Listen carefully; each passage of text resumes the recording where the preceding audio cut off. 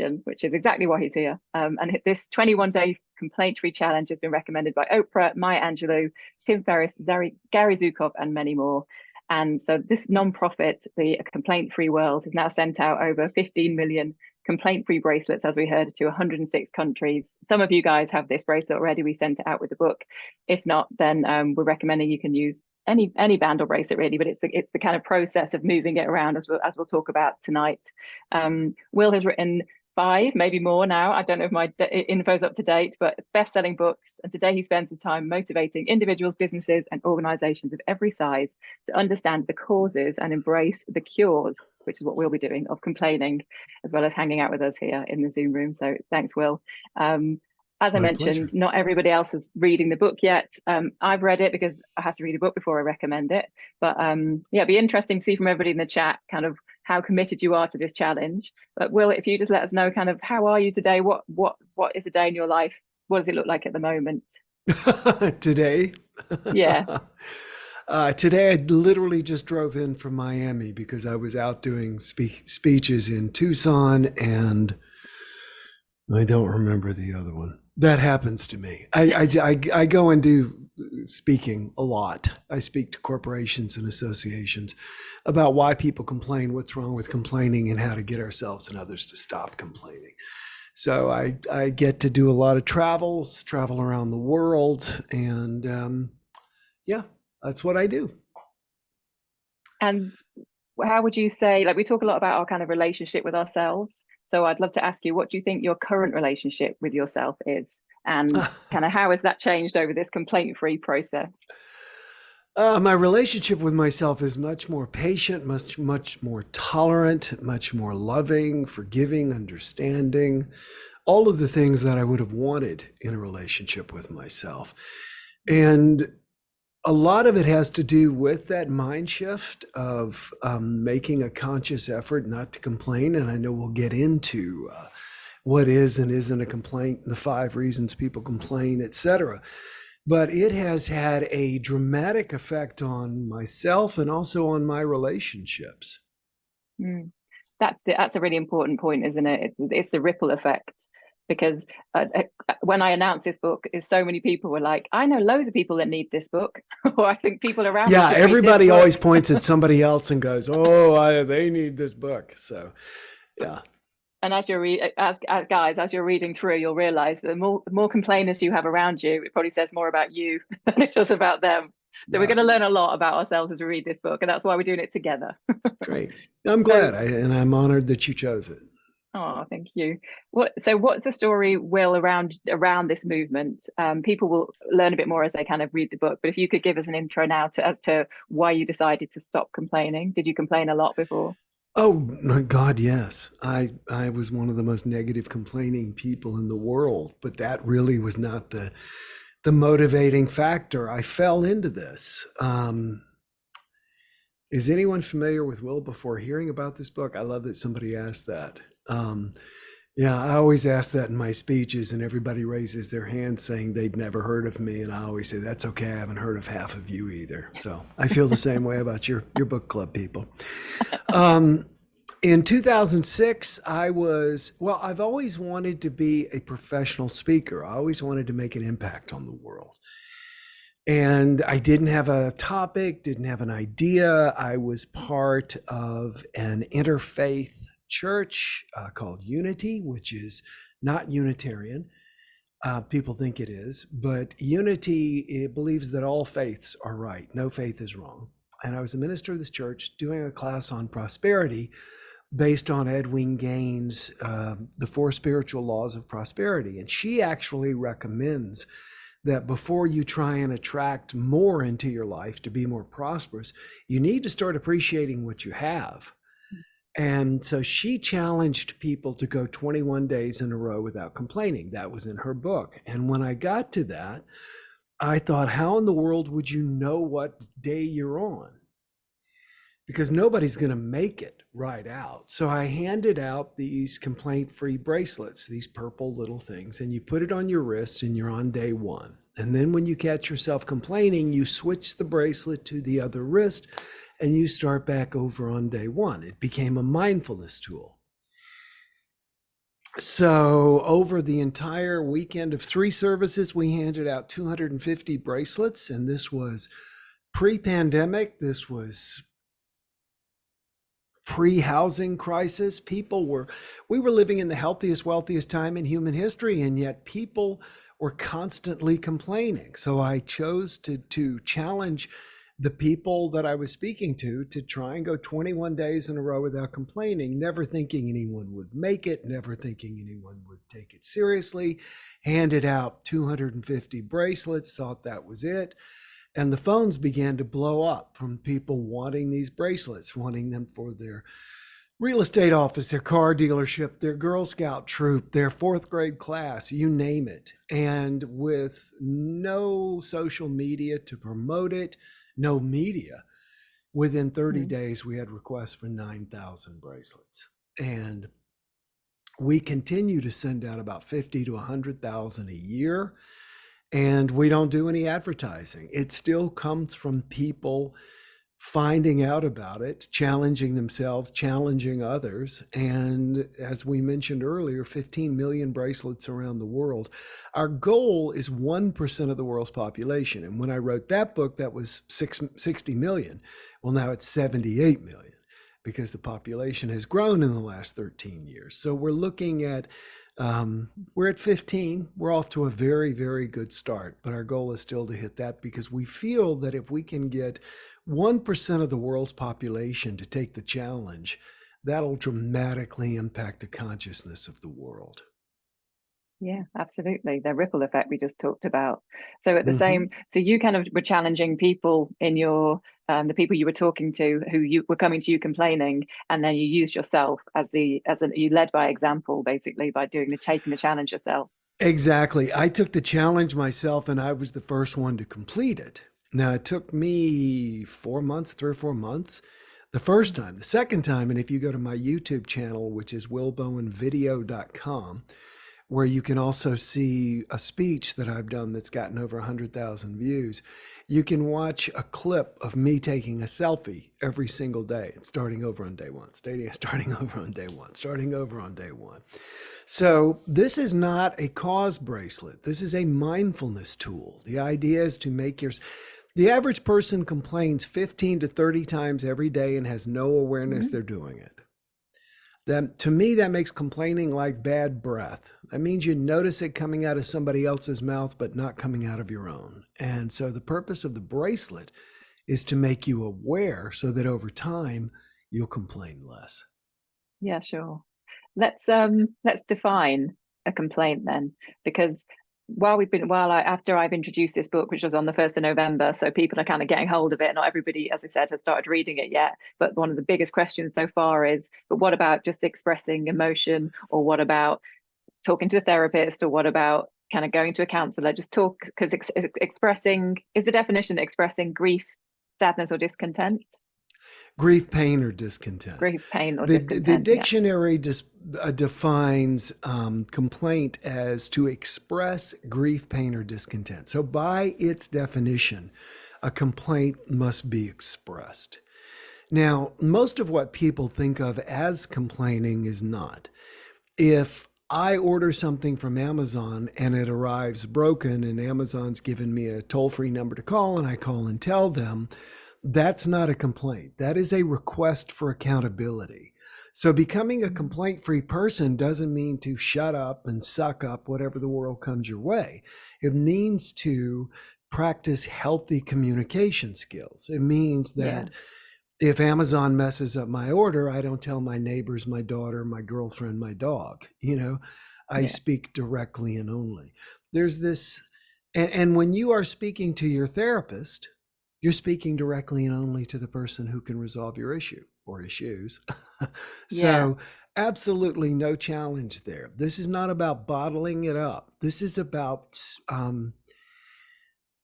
not upsetting yourself and upsetting others by going around and just talking about what's wrong. And I know, as I mentioned before, we'll get into why we do that. We basically complain to maintain or improve our social status.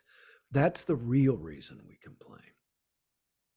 Yeah, let's talk about that now, actually, because I think that idea of like the hidden benefits or benefits, I'm kind of, I'll use quote marks, but so we think we're complaining just because something's not right and it should be right. But actually, there's all these, like you say, social status, so making us look more important or look more like superior. Like if we're complaining about food, it's because we're used to eating better food and all that kind of stuff. So there's all these hidden benefits we get from it as well. And so awareness of that must be key. Yes, absolutely. And let's touch on what's wrong with complaining, if I may, before we get into the five Yeah, sure, reasons. great. Some of the problems with complaining is that it attracts other complainers. I mean, it just simply does. People complain to engage with others. And so often what respond is like a bait that you're putting out there. And if you're getting other complainers in your life, chances are that's a lot of what you are putting out. Complaining keeps your focus on what is wrong. You don't focus beyond what is wrong. One of the things I find interesting is complaining actually costs companies money. There was a study done that found that companies with rampant complaining had much higher degrees of absenteeism and turnover than companies Mhm. that don't. And as we know, the most expensive aspect of running a business is finding and hiring good people. So not only does it cost a lot of money, it also means that if you've got an organization, like attracts like. So if you've got an organization rampant with complainers, when you bring somebody in, they are going to drive off any positive person and you're going to be stuck with the negative people. And the negative people cause a lot of problems. That's why long before COVID, I used to say that complaining was a pandemic that spreads from person to person. So complaining keeps our focus on the problem. Complaining costs money. Complaining damages relationships. There have been a lot of studies that have found that complaining to somebody lowers the energy in the relationship. We all know somebody who chronically complains. Again, when I'm speaking, one of the things I'll often do is say to the audience, how many of you know somebody who chronically complains? Raise your hand. All right, now keep your hand up if you find it draining to be around that person. And everybody keeps their hand up. Yeah, sure. That's just simply the way it is. So complaining lowers the energy in the relationship. Complaining also causes you to look for more to complain about. So for example, let's say hypothetically I was dating somebody and I was telling a friend something that I didn't particularly care about her. My reticular activating system in my brain is going to start to look for more things that I don't like about her to tell my friend. That's that seek and you shall find thing. So once we put it out there, we tend to look for more of it. But to me, the most interesting thing is that chronic complaining is just horrible for both your physical and mental health. People who complain a lot have significantly higher levels of cortisol, the stress hormone, which causes obesity, high blood pressure, heart attack, stroke. The most interesting thing, though, that I've learned in just the last few years, and this is not in the book you all will be reading, it'll be in the version that comes out next year, is a study Stanford University did. And what they did was they put a group of people into MRI machines, and then they had other people sit outside the MRI machines, just one per person, and complain to that person that was having their brain scanned. And they monitored and looked at the brain scans. And what they noticed was that for every single participant at about the half-hour mark, the hippocampus in their brain began to shrink. So they did another experiment. This time they got people and put them in MRI machines, did brain scans, but this time they didn't have anybody else complain outside. They told the people in the MRI machine, just complain out loud while we're doing the MRI. Again, 30 minutes in, the hippocampus began to shrink.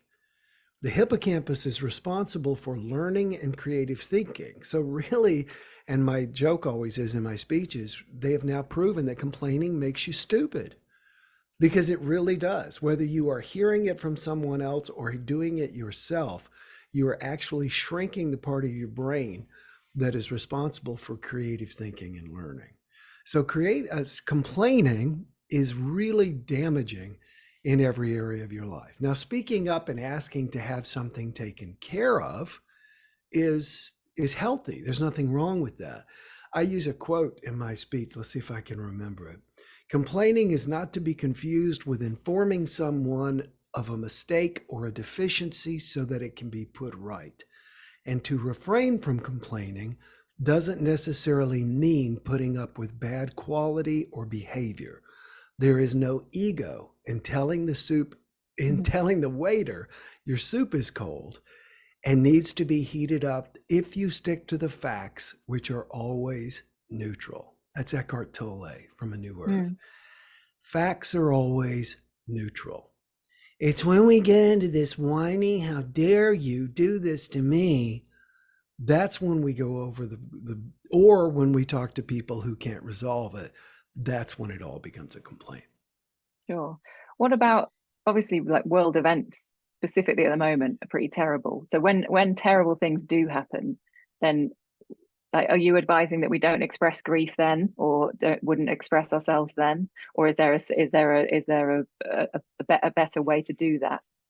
First of all, world events are always terrible. Period. That's full stop. I'm reading a book right now about pre-Hitler in Germany, 1935, and the Americans are all talking about how the world is terrible and the world is in a mess. So the world is always terrible. The world is in a mess. When we get to the 5 reasons people complain, the media use complaining for power. It's enrage and engage. And so you will never pick up a good newspaper. I talk in my book about doing a speech for the city of Windsor, Ontario, and the publisher admitted to me, he says, look, if I run 2 headlines side by side on 2 different editions of a page, the one that says great news and the one that says catastrophe is going to outsell great news 100-1. And I said, I totally get it. And I said, that's not your fault. That is people's natural, we have a negativity bias, which I get into in the book. And that's another thing that drives complaining. So there's a lot of things behind it. The bottom line is we all tend to think it's cool, socially acceptable, harmless, and it's not. It's terrible. And,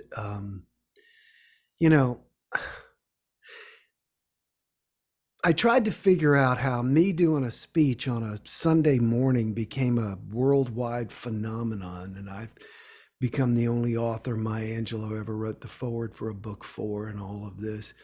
And it's for 2 reasons. Number one, there's too much complaining in the world. And number 2, the world isn't the way we would like it to be. What we're missing is that the 2 are correlated. We're so busy talking about and focusing on what's wrong, we are attracting what's wrong. It's that seek and find thing. And I suppose like a lot of what we're talking about in the book and the challenge is about catching yourself when you're complaining about the small stuff, so that then when the big stuff does happen, like if someone close to you dies or if something tragic happens, that's then not complaining, that's grieving. That's Yeah, but it's we're talking about expressing it though. So that's what I'm trying to kind of nail a bit more. The kind of expressing grief sometimes is healthy. If my dog, who's under my desk right now, my little golden doodle, Ted E. Bear is his name, if he died, it would be perfectly natural for me to express grief, to cry, to mention it to my neighbors who know and love him, to call my daughter. Now, if I start picking up the phone and calling people from high school that I haven't talked to in 40 years, it makes absolutely no sense. So this is not a small thing, big thing. This is about if you're seeking comfort from someone, then you're speaking directly and only to the person who can resolve your issue. Someone I haven't spoken to in 40 years from high school who has no frame of reference is not going to be able to comfort me. Yeah. Or just putting stuff out to the internet, like out to the ether, and like that's, kind of complaining about whatever that might be, then that's not helpful. So yeah, I No, understand it's now not. then. It's exactly. It's not. It's not. So it's kind of being intentional about where, and you talk about in the book as well, don't you? What's the intention? What's the energy behind what you're saying? Whether it's a fact, whether it's a complaint, whether it's venting, whether it's Right. talking Processing. out a problem, processing. Yeah, exactly. Yeah, we have this myth. I call it the myth of venting, and there was actually a study done, which I can go into, which is pretty interesting. But they have actually found that human beings, through telling other people their trials and traumas and everything, don't become less upset. We become more upset. Now, there is consolation. We do all need what's called a primary attachment figure. And when we're a child, it's always our mother. And then as we get older, it can become a best friend, a partner, a spouse, lover, whatever. And to share with them what's happening in your life is not really complaining, as long as you just stick to the facts, which are always neutral.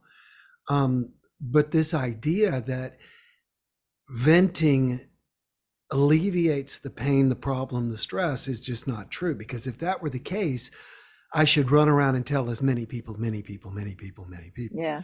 Let me give you a very, very recent example. I was supposed to fly back from Tucson day before yesterday. I took a woman I'm dating. It was our first trip together ever. She got to see me speak. We got to the airport, and the flight was delayed 9.5 hours before being canceled. Now, this was the Tucson airport. This was not a nice airport, not a big airport that you can go around and do stuff. 9.5 hours. Now, we did not complain to each other. We did not focus on the issue, anything like that.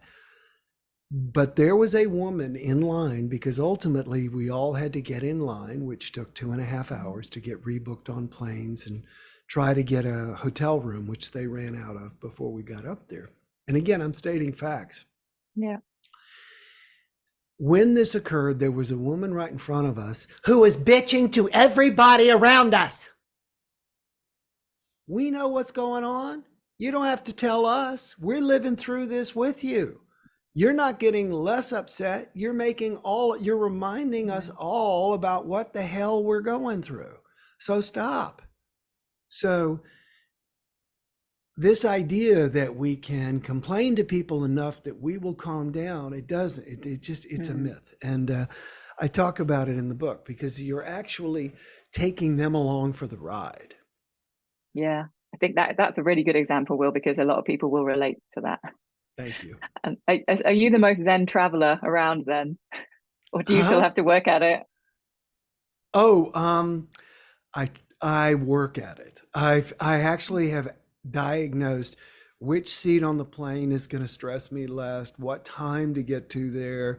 I now have, the American Express Platinum card, so I can go to Centurion Lounge. I fly one airline, so I get bumped to first class or ride first class almost always. So, yeah. You're intentional. Yeah. I am very, very intentional. Yes. So you just touched there on the idea of someone else complaining around you.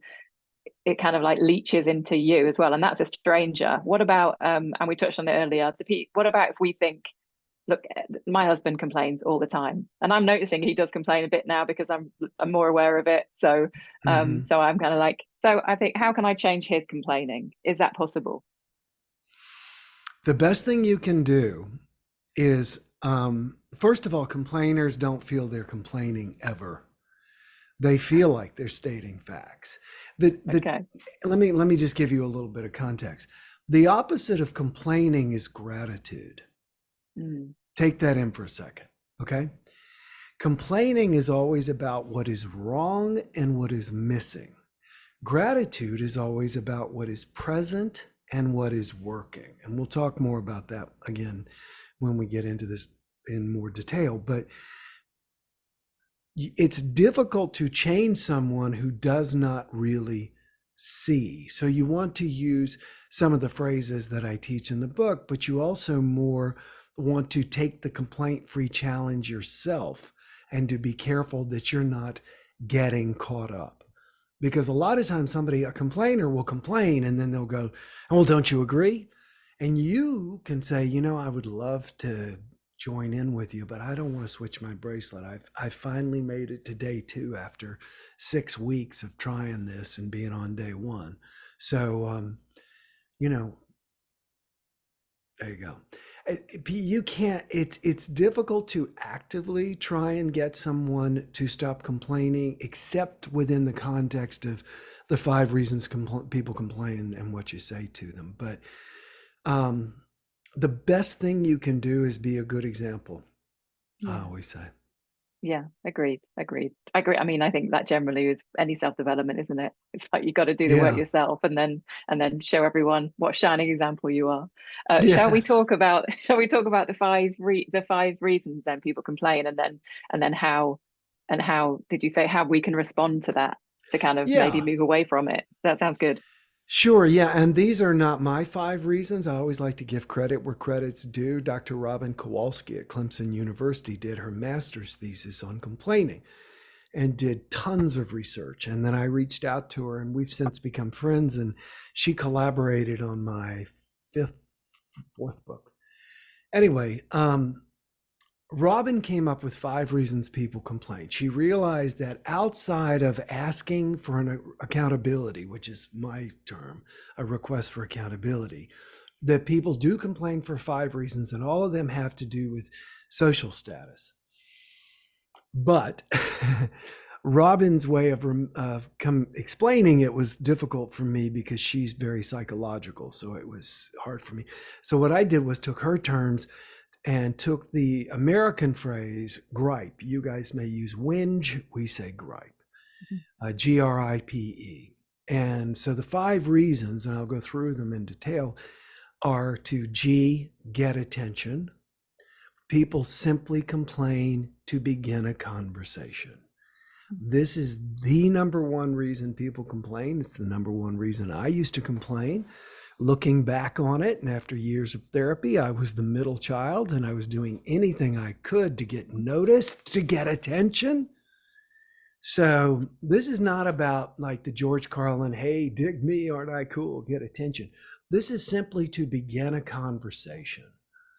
This is why elevators are uncomfortable. This is why when we get on an elevator, we're fine until somebody else gets on with us. And then the numbers become real interesting.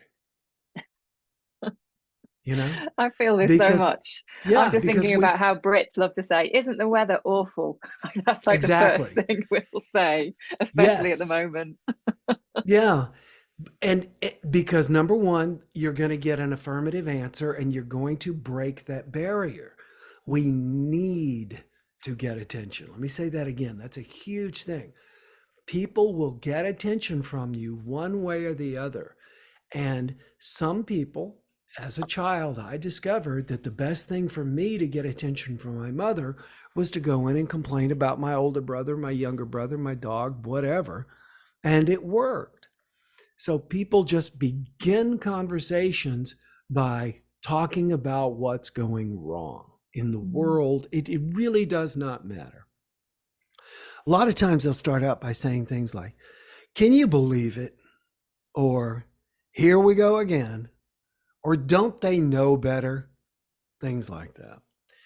So what you want to do is if you know somebody's complaining just to get attention, you want to preset them. You want them to know that they don't have to talk about what's wrong. They can talk about what's right to get your attention. And so what you do is you say something like, "What's going well? What are you grateful for? What are you happy about?" In your weather example, I see that we're going to have sunshine next Tuesday. Now, I know the person will probably shut you down and say, "Yeah, the weather person's always wrong." Whatever. The bottom line is what you're doing is you're not going to be able to do verbal jujitsu and change people you just meet once in an airport. That's why I didn't engage that woman at the airport. There's an old saying in the South, never try and teach a pig to sing. It wastes your time and annoys the pig. So that would have been a complete pig singing moment.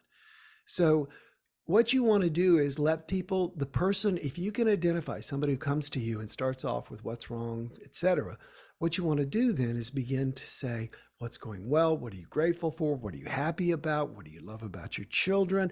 Oh, I like those shoes. What made you choose them? Anything to get them to give you a positive start on the conversation so that in the future they understand they don't have to give you the bad stuff to talk to you. Does that make sense? Yeah, makes a lot of sense. All right. That's the G in gripe. Haha, the pig. I can my stop your belly aching. That's good. I was reading one of the comments. All right. So the R in gripe is remove responsibility.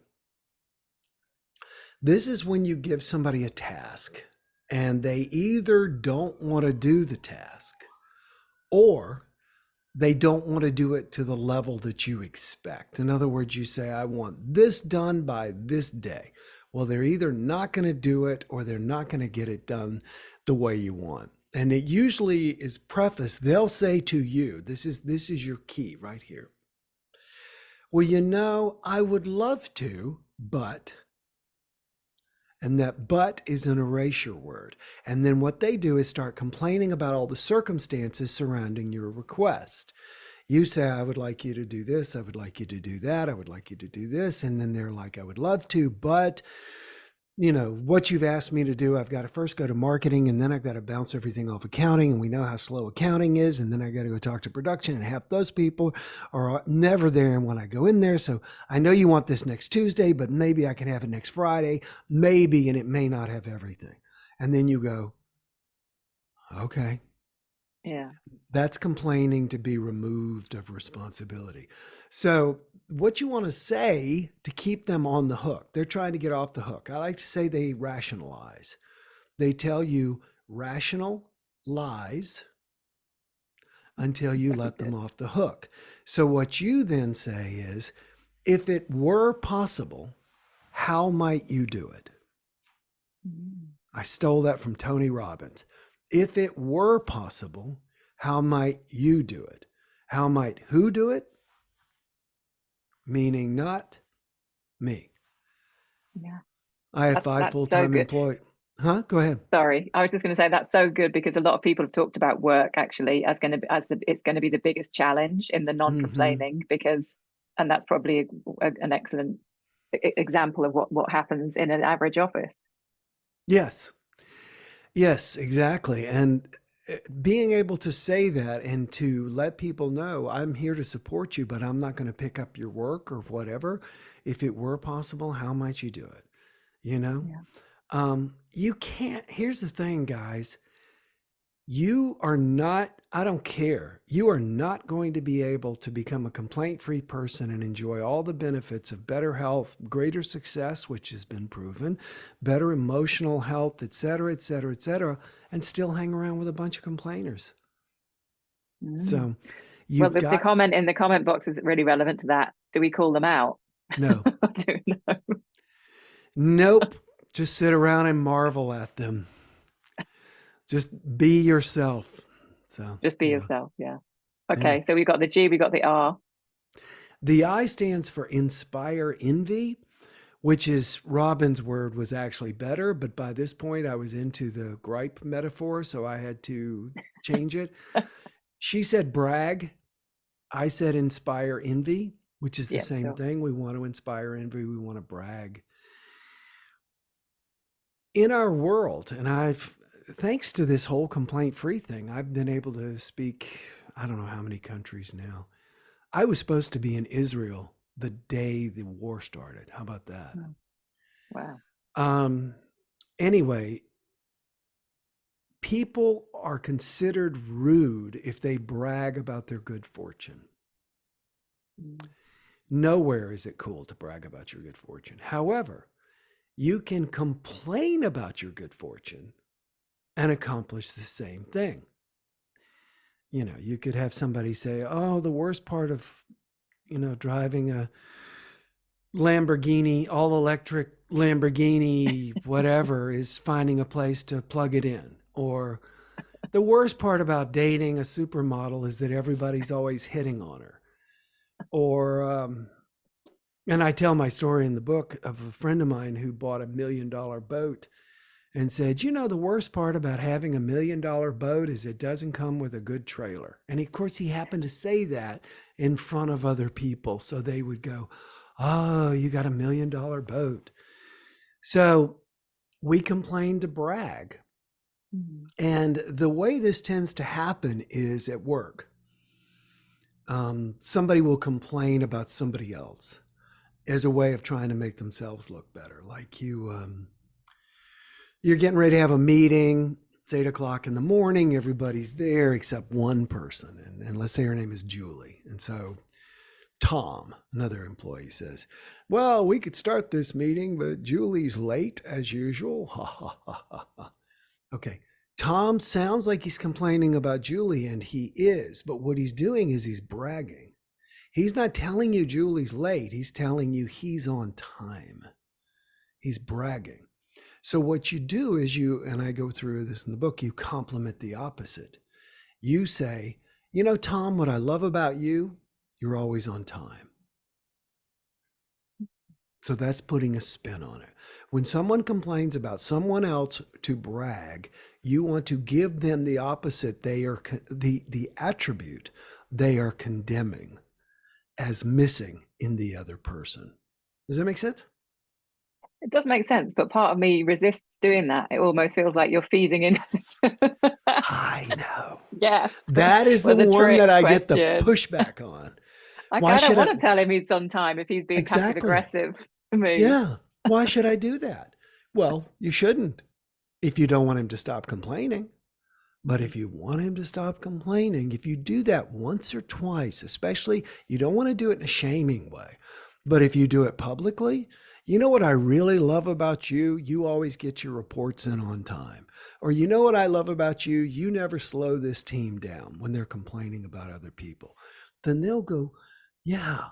And they are far less likely to complain. But yeah, of the 5, that's the one that everybody always goes, well, I don't want to. And I'm like, then don't. And they'll keep doing it. Yeah, you're right. It's like when the phrase is like, do you want to be right or do you want to be happy? Sometimes it's like, what's the eye on the prize, right? What do we want to achieve here? Right. Yeah. Gerald Jampolsky, he came up with that line. Do you want to be right or do you want to be happy? And I love that. Yep. I need to practice what I preach though. Yeah. Okay. We all do. You ready for the P? We're ready. Gripe, power. As I record this right now, Donald Trump is on trial in New York City and testifying. Donald Trump is the complainer in chief. Donald Trump figured out how to, in politics, you need to control the news cycle. And whenever the cameras were not focused on him, he would complain about, go and look. He has complained about the Boy Scouts. He has complained about football. He has complained about war heroes. He has complained as a way of maintaining the attention of the media. And it is better to be hated as a politician and on screen all the time than to be ignored. Nothing is more difficult than to have your face in front of people. All politics, not just Trump, all politics is based on complaining. If you don't have a complaint, you don't have a political campaign. You can't talk about how everything is great and rosy and wonderful in Washington, D.C. or London and say, send me up there, elect me an MP and I'll go up and we'll keep everything just the way it is. No, you've got to say it's terrible. The country's dying and I can fix it and only I can fix it. So people complain for power. I call this enrage and engage because most people are neutral. Most people could not care less. But if you make them upset, they'll follow you. And they've discovered the same thing with social media. There's a documentary here on Netflix in the United States called The Social Dilemma. And every single major social media platform, YouTube, Facebook, Instagram, you cannot name one, TikTok, that has not discovered independently, and they bring all the engineers and the vice presidents together from these various social media companies. And what they discovered was bring you in with what you're interested in. So for example, I like boating, scuba diving, I play the drums. I'll go and watch those kinds of things, but start showing me stuff over here that's going to upset me. Start showing me things that's going to get me irritated. Because if I can start watching those, I will watch longer and more often. So that is power as well. That's enrage and engage. And people do this at work. They build alliances. They work to, and they do this in social situations. I live in a condo complex in Florida and on the water. And sometimes one neighbor will come up to me and complain about another neighbor trying to build some sort of alliance. So when people complain for power, what you don't want to do is sell your power for the price of their complaint. You want to send them back to deal with the other person. So if they're complaining to you about somebody else, I always recommend you say, sounds like the two of you have a lot to talk about. And that's it. Refuse to get involved. Sounds like the two of you have a lot to talk about. Make sense? Brilliant. Yeah, All brilliant. right. And that's boundaries, isn't it, as well? That's kind of it's quite obviously stating that you don't want to get involved in that. Yeah. Brilliant. Yeah. And if they keep doing it, I always say, put a little bit of an edge on it and say, sounds like the two of you have a lot to talk about, and I'll be happy to arrange a meeting. And I tell a true story in my book about two ministers talking in one of the minister's office. These are ministers and of churches. And one of them starts to complain about another minister at another church to the minister in the room. And the minister in the room puts the phone on speaker and dials the third minister and says, so-and-so was just telling me some things she would like to share with you, and walked out of the room. That's a true story. So that is not letting people tie you up. And because in families, we all know, I got two aunts, they're in their 80s and they still are complaining to try and get you on their side. Yeah. So yeah, I would say, go ahead. I just said, I feel like, and a few people have mentioned this in the comments, this is like the anti-British book, isn't it? I mean, a lot of personal development is this work of like being able to say what you actually mean. Right. Yes. Well, it wasn't a number one bestseller in Britain, although it was definitely published there. I know that. Not yet. Not yet. Has yet to become a number one bestseller. Has yet to be. Okay. So the E is easy to remember. The E is excuse poor performance. Now, why do I say that's easy to remember? Well, the R, remove responsibility, means you give me a task, I don't want to do a good job or do it. I complain about the circumstances.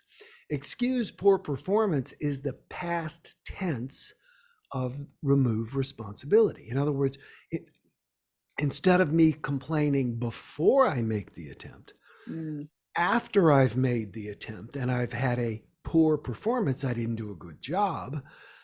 What do you want from me? This was this and that was that and this.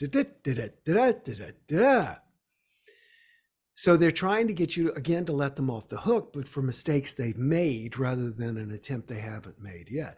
So what you want to do in this case is you want to make sure, well, first of all, it's over. You can't make them go into rewind and fix it. And the more you bring up, well, why didn't you think about this? Why didn't you think about that? Why didn't you think about this? They get defensive and they are actually less likely to do a good job next time. So this is what you want to say. How do you plan to improve next time? And just keep saying that. Well, I was going to have this to you by Tuesday, but then this happened. How do you plan to improve next time? It makes it a hypothetical now rather than an actual. You've given them an out. You've given them an opportunity to make plans for next time while addressing the issues from this time. And it keeps them on the hook for next time. So there's the 5 reasons: get attention, remove responsibility, inspire envy, power, and excuse poor performance. Brilliant. Thank you so much for that, because I think what's so great about that is you've given us ways to manage it as well. Because quite often with this work, with these books, it's like we kind of know what we should be doing, but the how to is missing, or we just need that kind of prompt in the right way. Can I just ask you as well about like in the book, something that came through to me is that sometimes we'll complain or use complaints as a way to stay in our comfort zone. And is that maybe that comes under to remove responsibility That's actually? exactly, yep, that's Yeah. exactly what it is. Yeah, you're complaining to remove responsibility. We do. We complain um, if there's an opportunity to make a change or to step out of our comfort zone. We'll often say, "Oh, well, it won't work out," or "This will happen if I do Yeah. that," or something like that. Yeah. Yeah, because I feel like that will speak to a lot of people here as well, because everyone here is like we're trying we're trying to do the work, but sometimes we find reasons Yeah. not to. Should we talk about the actual challenge and the bracelets and how psychologically how that's going to help us? Because I know you did mention briefly that it's a mindfulness tool, but it's like, Yeah. is there some science behind this as well? Well, science. I don't know. I do know that having some sort of a subtle reminder is extremely important Hmm. for us. Um, yeah. And that activity of doing it. Now, when I say yes, we've had 15 million people take the challenge. How many people have completed the 21 days? It's in the thousands, but it's not in the hundreds of thousands. Most people give up on it because it is very challenging. It is Hmm. difficult to have that sort of self-awareness, and it's difficult to move that darn thing again and again and again. Yeah. That's why I have if you go to acomplaintfreeworld.org, you can get a bracelet. We ship them anywhere in the world for, I think it's $7.95, which sounds like a lot for a bracelet, but you also get a workbook and you get 7 videos from me going through the process so you can take the challenge. Um, it is a challenge mentally, and we have this group that's a paid membership. I'm not trying to sell it, but we have a lot of people in there, and you post every day what day you're on. And Mm. we always say, day one, no shame, no shame, because of all the days, you're going to be on day one 1,000 times Yeah. all the other days combined. It's just, I do this thing, especially if the stage is long when I'm speaking. I'll go, you're on day one, then I'll take a step, you're on day one, then you're on day one, and I'll walk all the Mm. way across stage, day one, then I'll go day two, day one, Yeah. because it's a process. And the idea is if you're complaining 15 to 30 times a day, you got to get down to 0 before you get to day two in that Mm. number of complaints. Sure. That's a really good reminder, I think, as we come almost to a close, just that it's not going to be easy, but it's not easy for anybody, is it? And to I, remember that nobody realizes how much they complain until they start taking notice of it. my Facebook page, which you're welcome to follow, I think I've got like 44,000 followers right now. And I post 3 or 4 times a day, right? Something little inspirational. Okay. The number one response that I get is, that's easier said than done. You know what my response is? Anything worthwhile is easier said Yeah. than done. I just lost 18 pounds. Trust me, when I said I wanted to lose 18 pounds, that was the easy part. Yeah. Anything like that is easier said than done. However, I stumbled into this. I didn't create this. I have taken this on as something I want to do to change the world. But this is a very difficult thing. And the people who have stayed with it, as you will read in the story section in the book, the transformations are just absolutely incredible. There's Mm. a man that owns a hair salon in which I wouldn't know anything about, but he owns a hair salon in Houston, Texas.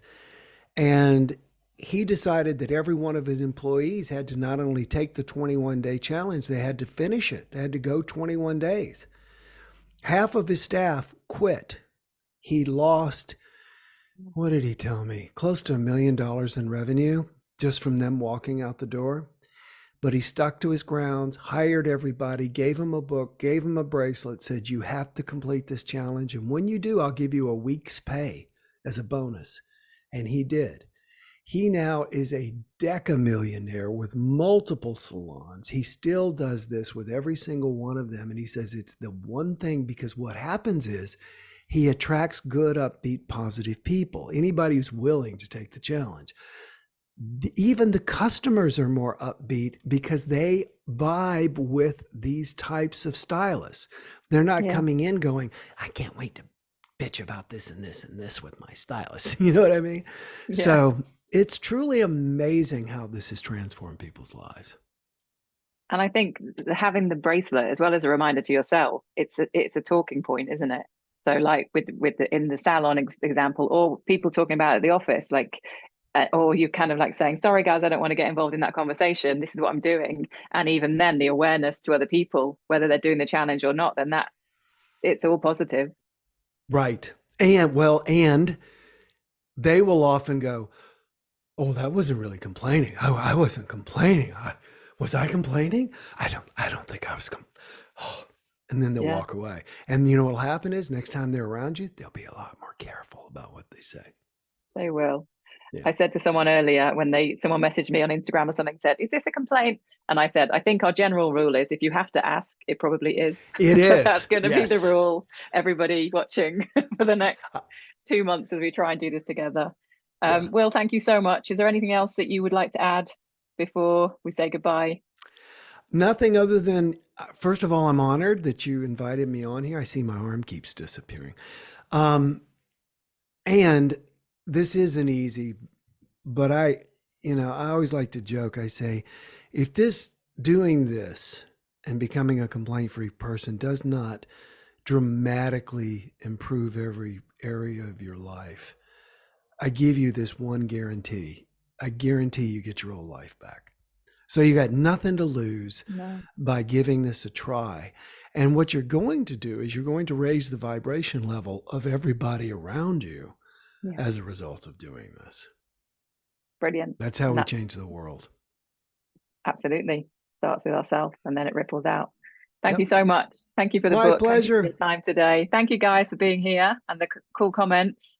So we're starting the challenge next Monday. Wish us luck. I want to hear from you. Let me know. I'm going to give you my email address, will@willbowen.com. And I'd love to hear how you all are doing. I'll share that. And I think we should all be doing our selfies as well. We'll let you know. I'd like to see that. Thank you. Take care. Have a good day. Bye, guys. Thank you so much for being here. And I will see you here next Monday to start the challenge. Take care, everybody. Bye.